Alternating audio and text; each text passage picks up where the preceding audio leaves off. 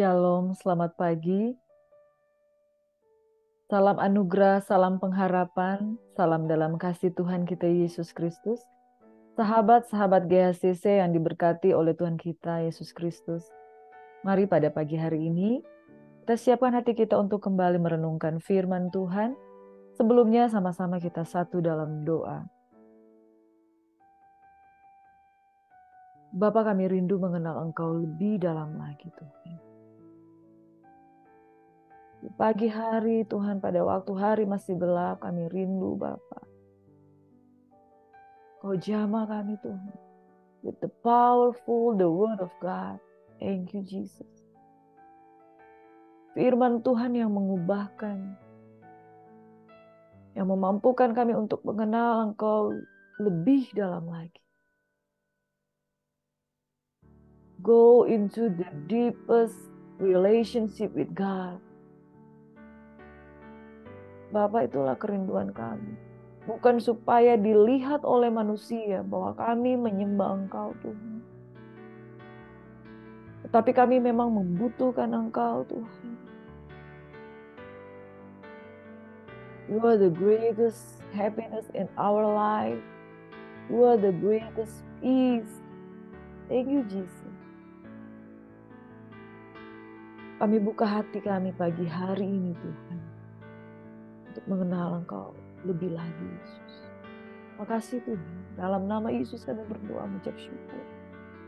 Kami buka hati untuk kuasa Roh Kudus. Segala roh-roh yang hendak mengganggu jalannya ibadah pada pagi hari ini. Kami tolak dalam nama Yesus.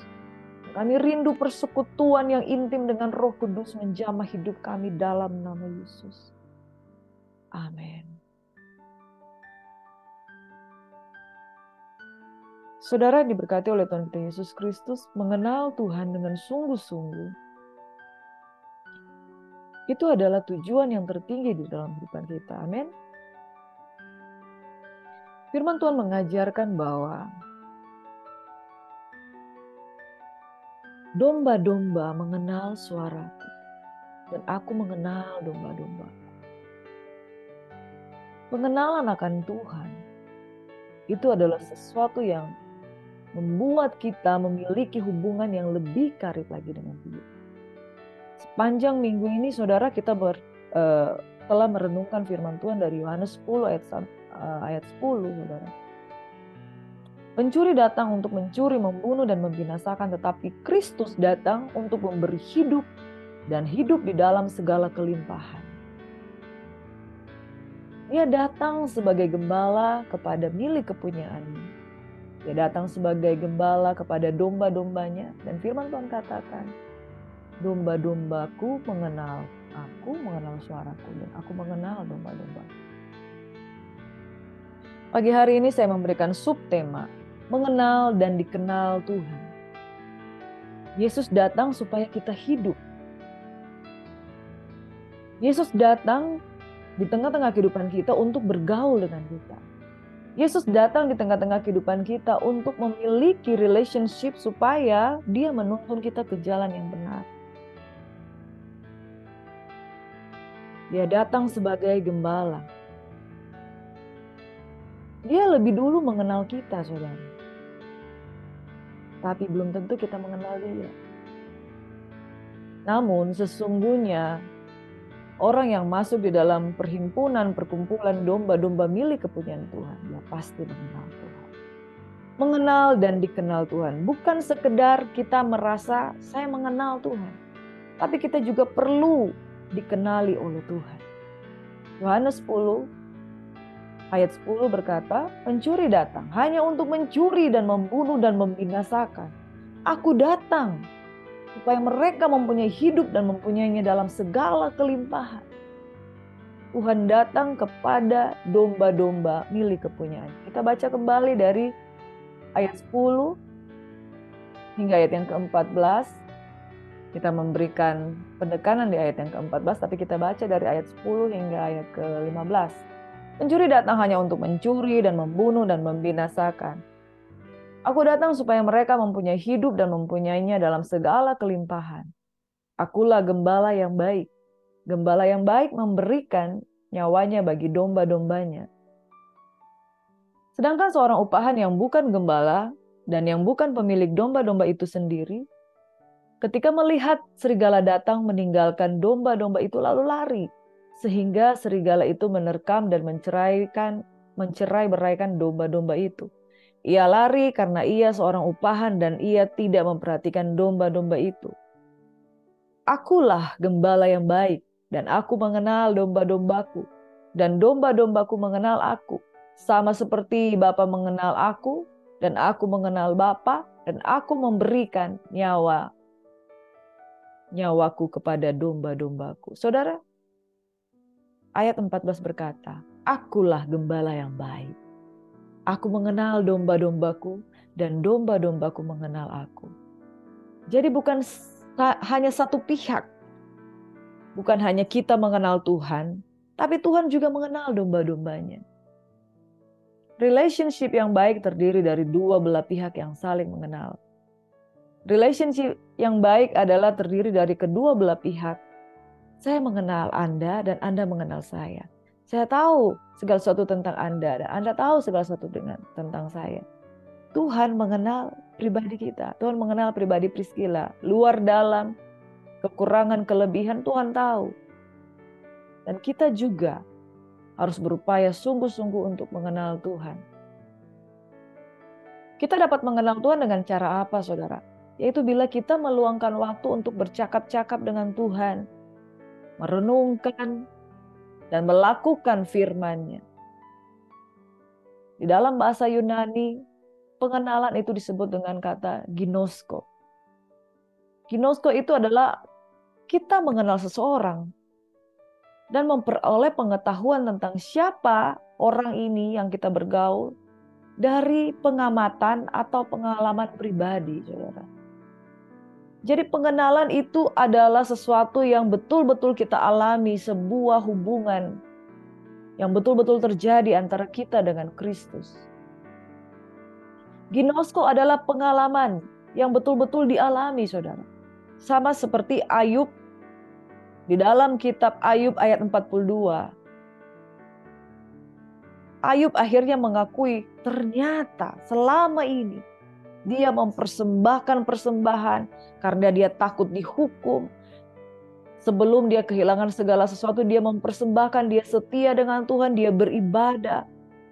Dia mempersembahkan setiap kali anak-anaknya selesai berpesta, dia memberikan persembahan sebagai perdamaian dengan antara anak-anaknya dengan Tuhan. Tetapi semua pengalaman itu tidak membuat dia mengenal Tuhan.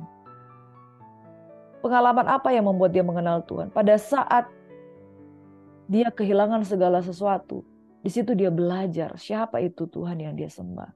Hanya dari kata orang saja, aku mengenal tentang Engkau.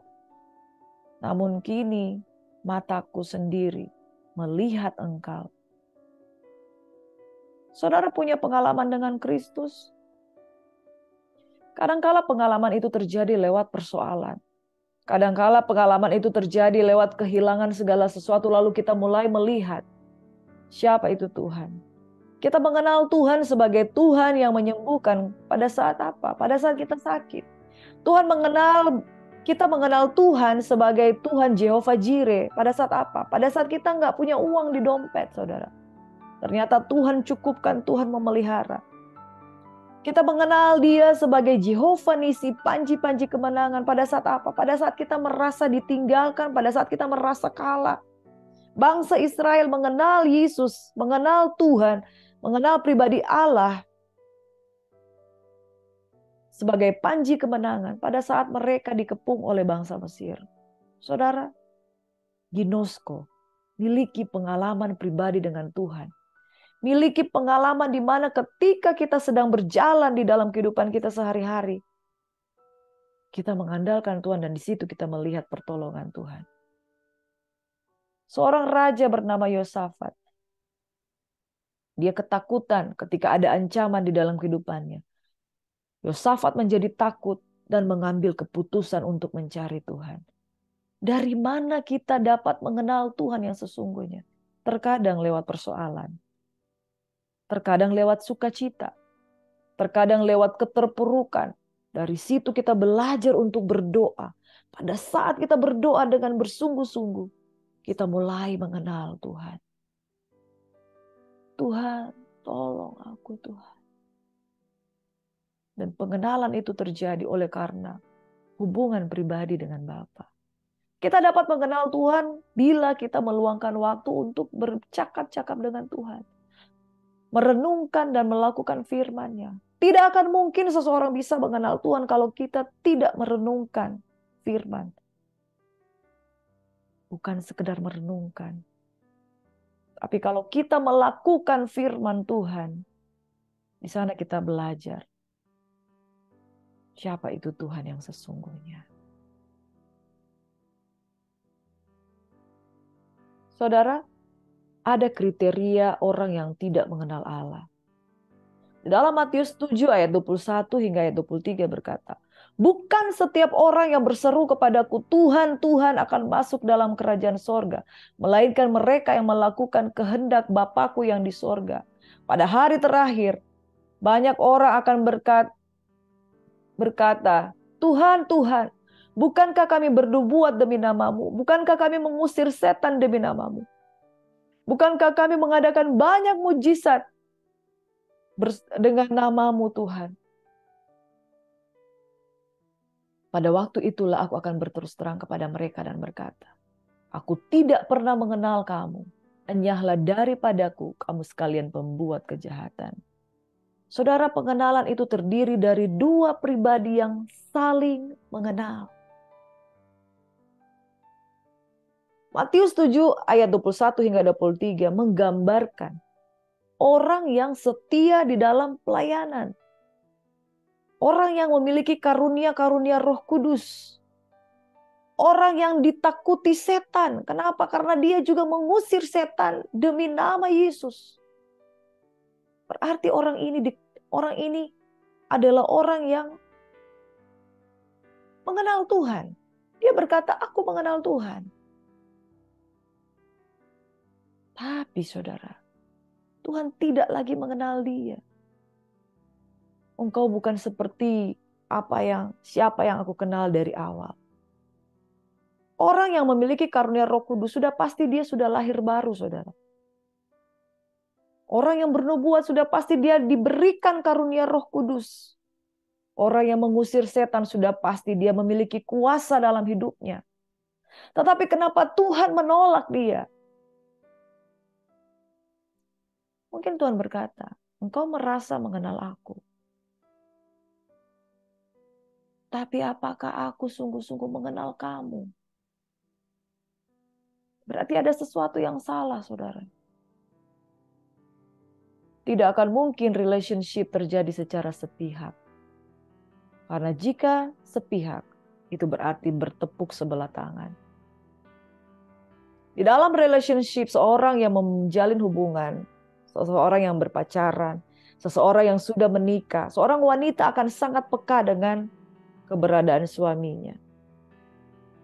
Dan seorang wanita akan sangat sensitif dengan sebuah hubungan ketika ada sesuatu yang salah. Ketika seseorang membangun relationship bersama dengan pasangannya, kalau ada perasaan yang tidak nyaman, mereka akan saling tahu. Wah, saya belum mengampuni istriku. Wah, saya belum mengampuni suamiku. Itu akan terjadi sangat peka. Suami tidak akan peka dengan istri kalau hubungan mereka sudah renggang. Matius 7 ayat 21 hingga ayat 23 berbicara tentang dua pribadi yang pernah ada relationship. Ditandai dengan seseorang yang sudah memiliki karunia roh. Dia memiliki kuasa karena bisa mengusir setan. Dia mengadakan banyak mujizat. Artinya dia dipakai Tuhan untuk melayani. Tapi kriteria yang seperti ini pun didapati tidak dikenal Tuhan. Kriteria seperti ini adalah orang yang tahu firman. Kenapa? Karena dia klaim janji Tuhan. Dia katakan, Tuhan, kenapa engkau tidak mengenal aku? Dia tahu tentang sorga dan neraka, saudara. Namun satu hal, keterus-terangan Tuhan itu menakutkan. Pada saat dia berkata, aku tidak mengenal engkau. Kamu sekalian pembuat kejahatan. Kriteria orang yang membuat kejahatan ternyata sederhana, yaitu tidak dikenal oleh Tuhan. Yohanes 10 ayat 14, aku mengenal domba-dombaku dan domba-dombaku mengenal suaraku. Selama kita mendengar suara Tuhan dan berada di dalam tuntunan Tuhan, dan Tuhan berkata, aku mengenal domba-dombaku, itulah kriteria yang tepat untuk masuk dalam kerajaan sorga. Itu sebabnya saudara, ginosko, miliki pengalaman pribadi berhubungan dengan Tuhan. Sehingga kita akan tahu kalau kita mulai tidak berkenan di hadapan Tuhan, mulai tidak dikenali lagi oleh Tuhan. Kita akan tahu saudara.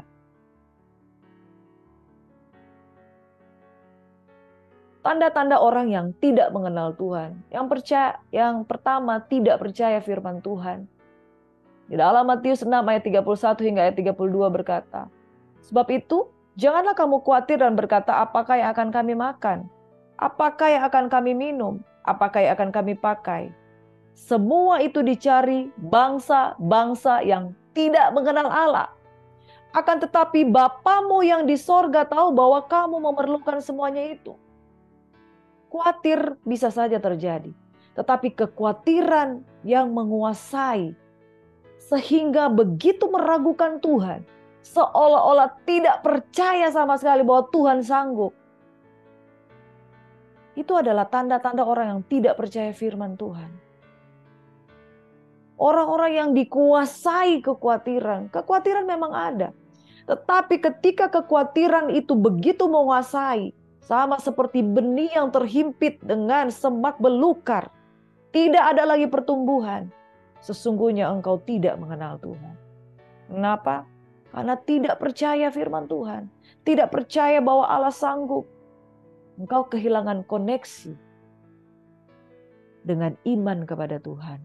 Tanda-tanda orang yang tidak mengenal Allah yang pertama, tidak percaya firman Tuhan, dikuasai kekhawatiran, dikuasai oleh pikiran yang tidak mengenal Tuhan. Yang kedua, kriteria orang yang tidak mengenal Allah. Dalam 2 Timotius 3 ayat 6 hingga ayat yang ke-8. Sebab di antara mereka terhadap orang-orang yang menyelundup ke rumah. Kita lihat di sini saudara. Di antara mereka terdapat orang-orang yang menyelundup ke rumah orang lain dan menjerat perempuan-perempuan lemah yang syarat dengan dosa dan dikuasai oleh berbagai-bagai nafsu. Jadi ada orang-orang yang menyelundup di rumah-rumah dan menjerat perempuan-perempuan yang lemah, yang syarat dengan dosa dan dikuasai oleh berbagai-bagai nafsu. Jangan heran saudara.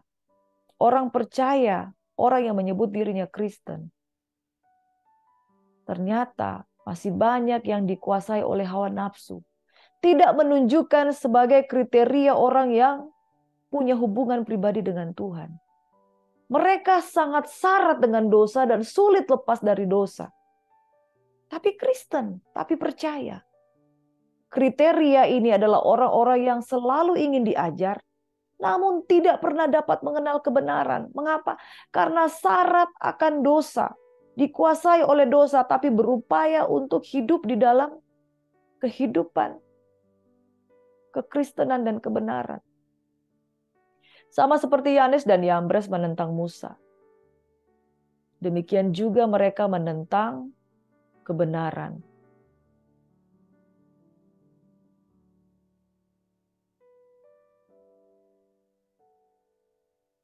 Akal mereka bobrok dan iman mereka tidak tahan uji. Tuhan menerima orang berdosa apa adanya. Tapi ada hal yang harus kita lakukan setelah kita bertobat. Tinggalkan. Jangan dikuasai dan syarat oleh dosa. Kalau kita syarat oleh dosa, tidak bisa lepas dari dosa, saudara. Jadi pertanyaan, Apakah engkau sungguh-sungguh bertobat? Apakah engkau sungguh-sungguh mengenal Tuhan? Begitu dikuasai sehingga tidak bisa diajar. Kebenaran itu seperti terpantul, saudara. Orang yang syarat akan dosa dan sulit lepas dari dosa, mustahil dia dikenal oleh Tuhan. Mustahil dia bisa mengenal Tuhan. Yang ketiga, tidak melakukan kehendak Bapa yang di sorga. Sama seperti di dalam Matius 7. Bukan setiap orang yang berseru kepadaku, Tuhan, Tuhan akan masuk dalam kerajaan sorga. Melainkan dia yang melakukan kehendak Bapakku yang di sorga. Yang terakhir firman Tuhan dari Yohanes 17 ayat 3. Inilah hidup yang kekal itu, yaitu bahwa mereka mengenal Engkau, satu-satunya Allah yang benar, dan mengenal Yesus Kristus yang telah Engkau utus. Saudara, hidup yang kekal itu adalah pengenalan akan Tuhan. Hidup yang kekal itu adalah mengenal pribadi Yesus yang sesungguhnya. Hidup yang kekal adalah mengenal Tuhan dan dikenal oleh Tuhan. Hidup yang kekal adalah tinggal di dalam penggembalaan Tuhan, berjalan di dalam tuntunan Tuhan, dan tinggal di dalam kelimpahan yang daripada Tuhan. Saudara diberkati oleh Tuhan kita Yesus Kristus, jangan salah. Pada saat kita merasa kita mengenal Tuhan, tapi ternyata Tuhan tidak mengenal kita. Sesungguhnya Yohanes 17 ayat 3 berkata, inilah hidup yang kekal itu, yaitu bahwa mereka mengenal Engkau, satu-satunya Allah yang benar, dan mengenal Yesus Kristus yang telah Engkau utus. Ginosko, miliki pengalaman pribadi. Setiap hari ada pengalaman kesaksian. Sebab kesaksian Yesus Kristus adalah roh nubuat. Dan orang-orang yang memiliki kesaksian Kristus adalah orang-orang yang akan masuk di dalam kerajaan 1000 tahun damai. Saudara ini berkati. Pastikan kita dikenal oleh Tuhan. Pastikan kita mengenal Tuhan. Jangan biarkan hidupmu dikuasai oleh kekhawatiran dan tidak percaya firman. Jangan biarkan dirimu diseret, terpikat, terpukau, dan syarat akan dosa. Bukankah kita sudah diselamatkan? Berhentilah berbuat dosa. Yang ketiga, melakukan kehendak Tuhan. Apa yang Tuhan mau? Makananku adalah melakukan kehendak Tuhan dan menyelesaikannya. Saudara, apa itu kehendak Tuhan? Beritakan amanat agung. Jadilah seperti apa yang Tuhan mau. Dimuridkan dan memuridkan. Itulah kehendak Tuhan dalam hidup kita. Mari berdoa. Bapa di surga, biarlah pengenalan akan Tuhan menjadi bagian kami. Sehingga kami menjadi sungguh-sungguh orang yang berjalan di dalam kehendak-Mu. Supaya tidak terjadi dalam kehidupan kami berseru Tuhan, Tuhan, tapi kami tidak mengenal Engkau. Sebab orang yang akan masuk dalam kerajaan surga, ialah mereka yang melakukan kehendak Tuhan. Pagi hari ini Tuhan, dalam nama Yesus, roh yang hidup, roh yang kudus, roh yang perkasa, roh yang kuat, menjamah setiap hati yang lapar dan haus akan Tuhan. Roh pengenalan akan Tuhan, itu menjadi bagian kami. Dan bukan kami sekedar berkata, kami mengenal Tuhan, tetapi Tuhan juga mengenal kami. Bapak terima kasih berkati setiap umat-Mu yang berbeban berat, berkati setiap umat-Mu Tuhan, yang mungkin sedang sakit pada hari ini. Kami juga berdoa Tuhan, untuk bencana-bencana yang terjadi baik di Indonesia, di Cianjur Tuhan, di beberapa kota-kota dan bangsa. Kami juga berdoa Tuhan untuk negara-negara yang ada di luar sana. Negara Turki, negara Arab. Mereka adalah sesama kami Tuhan. Kami rindu belas kasihan Tuhan terjadi dalam hidup mereka. Cuaca ekstrim hari-hari ini yang begitu mengancam keberadaan setiap manusia Tuhan. Lewat peristiwa teguran-teguran Tuhan, ajar kami untuk mengenal Engkau secara pribadi. Ginosko, kami punya pengalaman, percaya, berharap, dan mengandalkan Tuhan. Dan dalam peristiwa ini Tuhan, nama Yesus yang dimuliakan. Terima kasih Tuhan. Haleluya. Oh. Kami buka hati kami Tuhan. Tangan kami terangkat. Kami sembah Engkau Tuhan. Mengalir kuasa-Mu dari tempat yang maha tinggi. Kami menerima kuasa pemulihan daripada-Mu. Thank you Jesus.